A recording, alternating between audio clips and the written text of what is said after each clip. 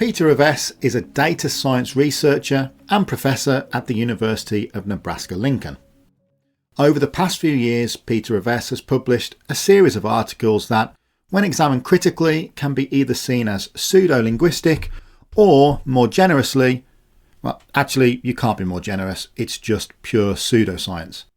His most striking claim is that he has translated Minoan and identified it as belonging to the West Ugric branch of Uralic.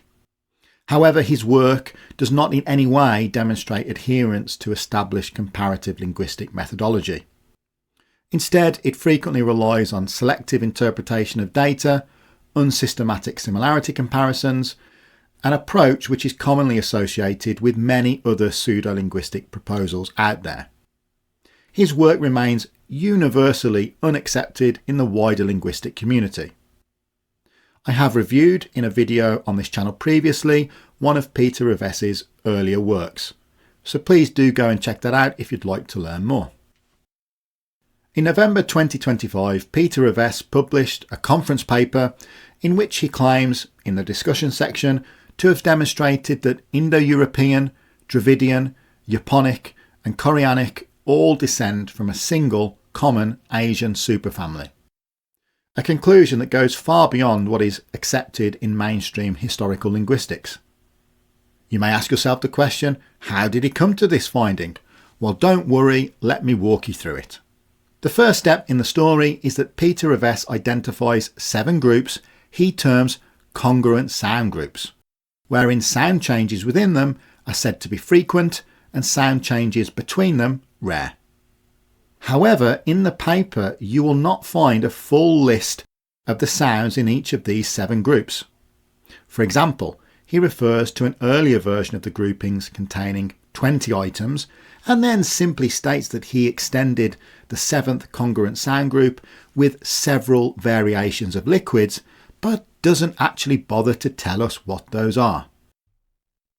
In a presentation in the UK at a symposium where this paper was presented, his congruent sound groupings instead contain a mere 21 values. The number of consonants considered is surprisingly small. It doesn't cover all of the values attested in the language families he examples, vowels are entirely omitted, and there is no accounting for sound changes to a value of 0, or a deletion, and vice versa, an insertion.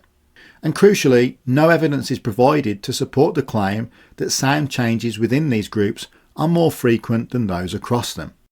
His only reference for these groupings is his own paper from 2018, in which the groupings are simply stated as fact, again without any justification.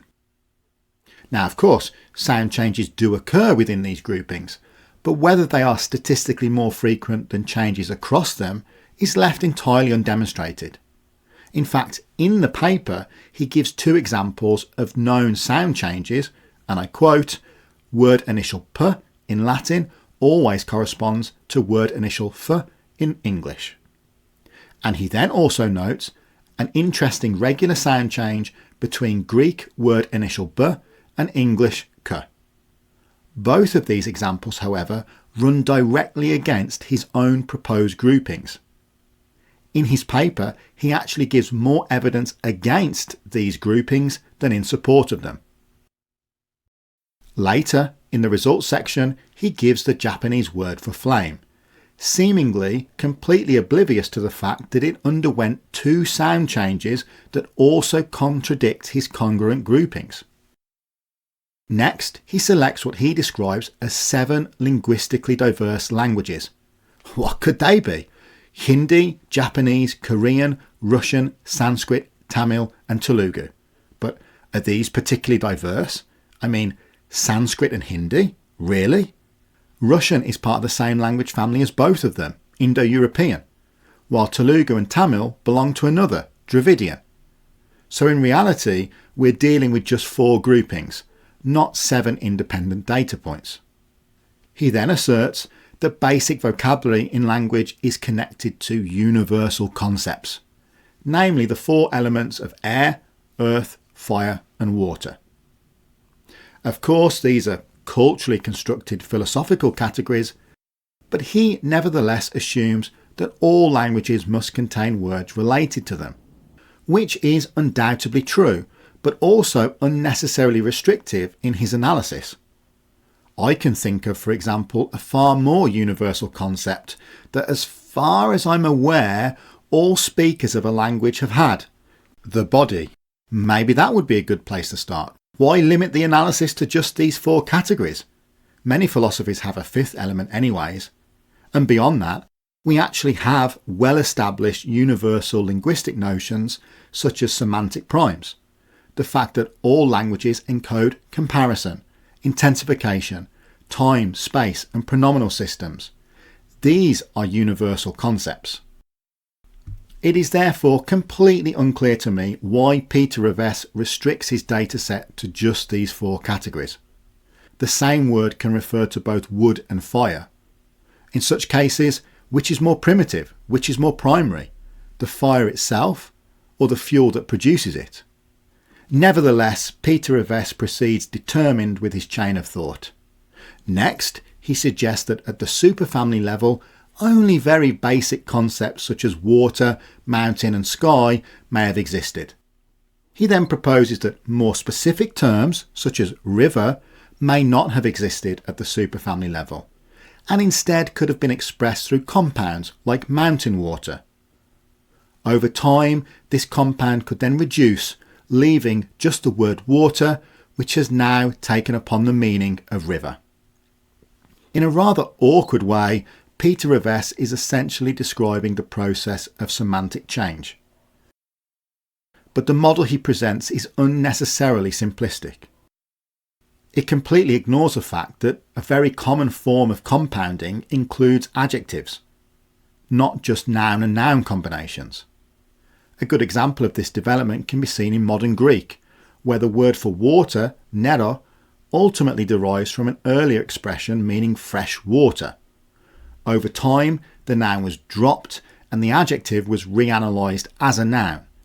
This is a much more typical type of semantic and morphological change than the neat reductions he proposes. The semantic shifts he describes are too neat and too linear, and it doesn't reflect the messy reality of spoken human language. In practice, semantic change is irregular, context dependent, and often involves additional grammatical elements that need to be accounted for in comparison. Compounds are not simply reduced in a clean way.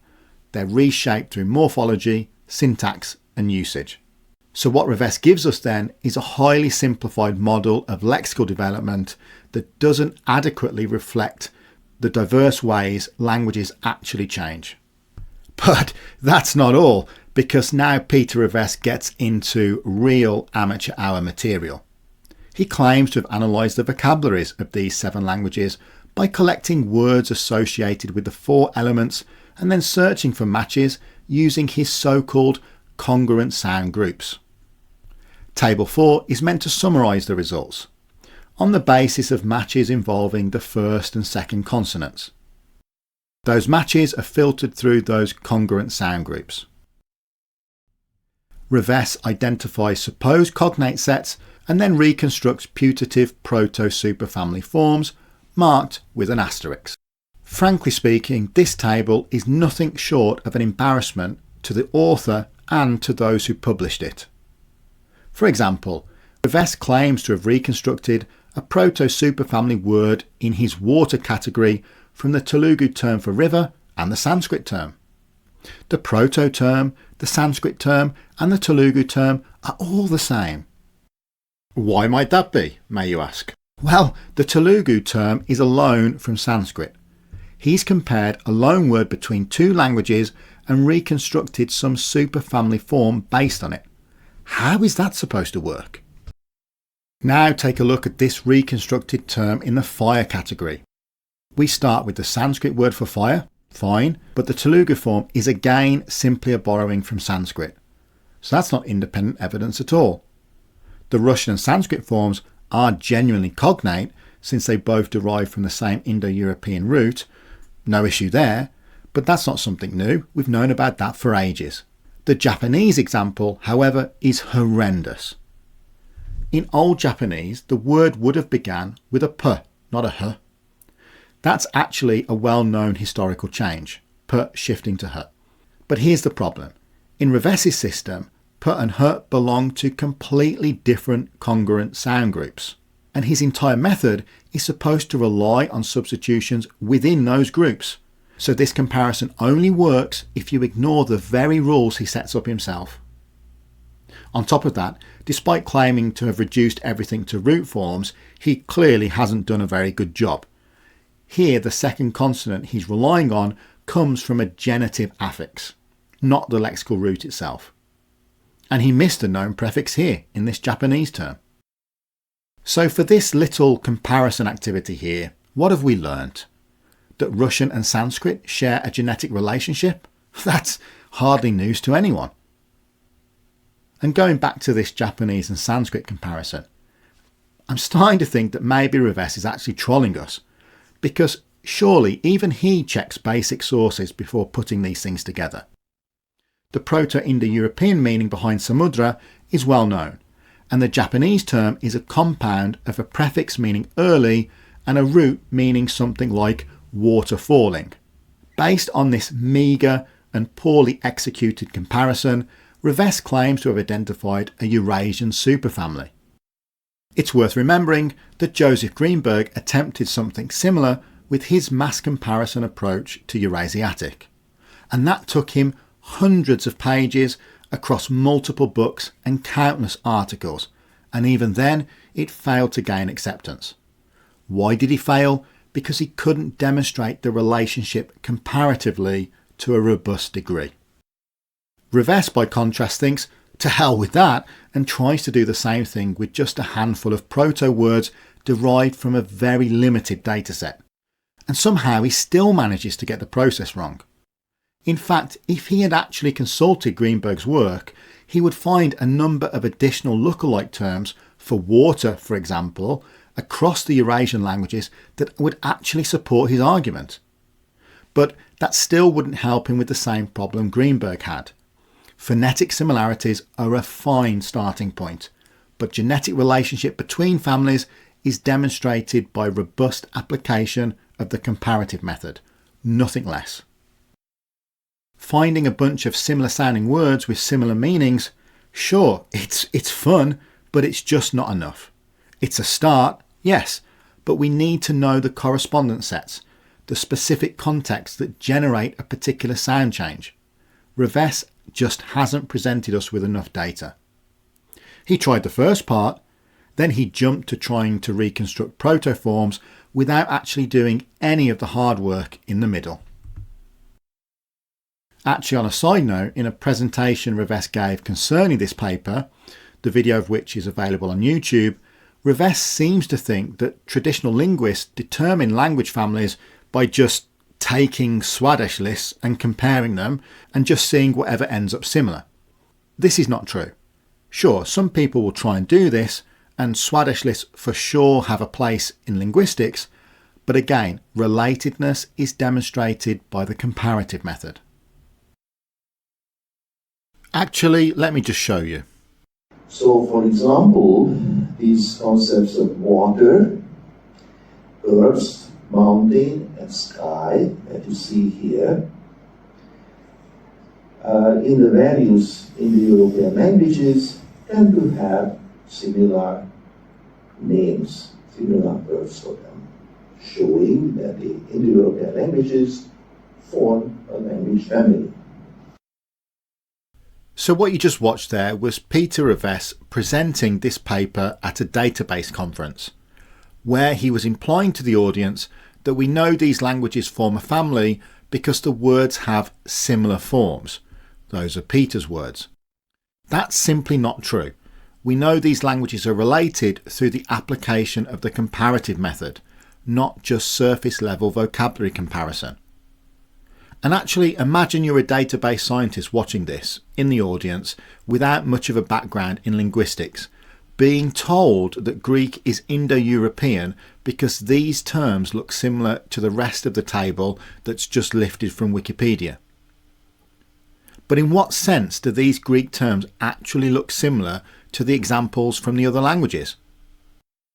And there's a good reason for that.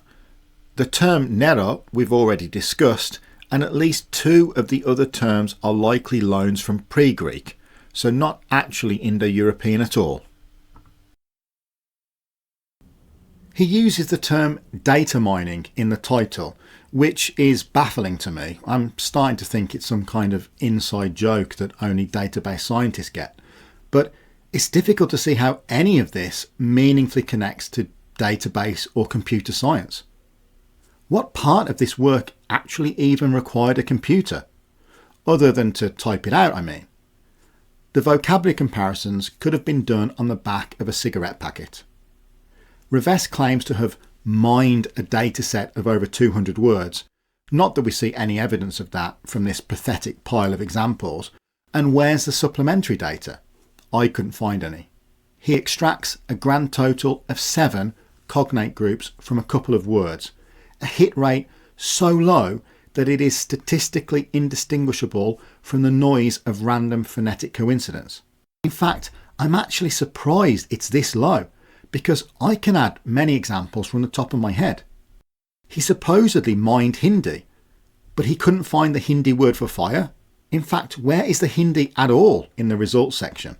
Because it only takes a second to consult a comparative dictionary and find the Hindi terms that you're missing. I guess at some point when doing the analysis, he realised why having Sanskrit and Hindi in his dataset would be problematic, and so just kind of ignored it. Maybe he didn't know how to deal with all the learned borrowings, or he realised that a lot of sound changes between Sanskrit and Hindi delete a consonant instead of changing it. That would obviously be problematic for his congruent sound groups. So he just drops Hindi and hopes we don't notice. We noticed, Peter. The fact is that this isn't even a proper multilateral or mass comparison. He restricts himself to 4 poorly justified semantic categories and attempts to do what hundreds of linguists have struggled to do over more than a century, using essentially just a handful of words. More than that, the paper itself is full of his fanciful claims, like Minoan being a Uralic language. What's the reference for that? Don't worry, it's Revesz himself. In fact, Revesz's name is in just under a third of all the references stated in the paper as an author or co-author. And then there's other random amateurish things. He doesn't provide a source, other than himself, for his congruent sound groups, but he does provide a source for the following line. Hence, the linguistic state of the art is in contrast to ancient Indian philosophical teachings that all of humanity is one. Well, shucks, Peter, thanks for giving the reference to that Indian philosophical text, but is there any chance maybe somehow you could provide some references justifying your congruent sound groups?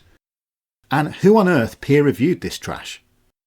The result is a piece of work so amateurish that it genuinely frustrates me, and it borders upon being offensive to the linguistic community.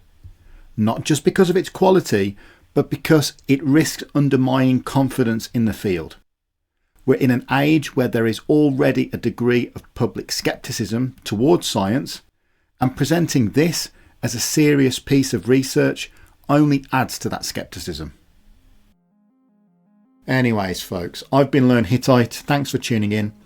Please feel free to leave your own observations about Revesz's paper in the comment section. Today I've really only had the energy to cover the issues that really got on my nerves, but there are more. I actually stumbled across this paper while trying to record a react video to Peter Revesz's presentation of it.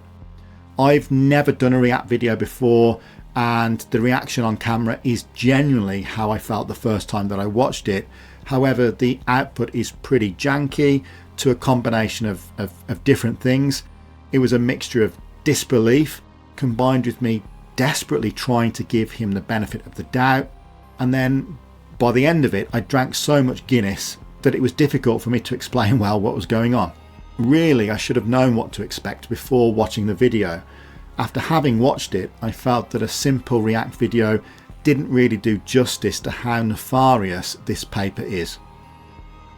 Let me know though if you'd like to see that video. I can edit it and put it out regardless of the quality. Anyways folks, I'll be back soon with another interesting video. Thanks for your attention today. Goodbye for now.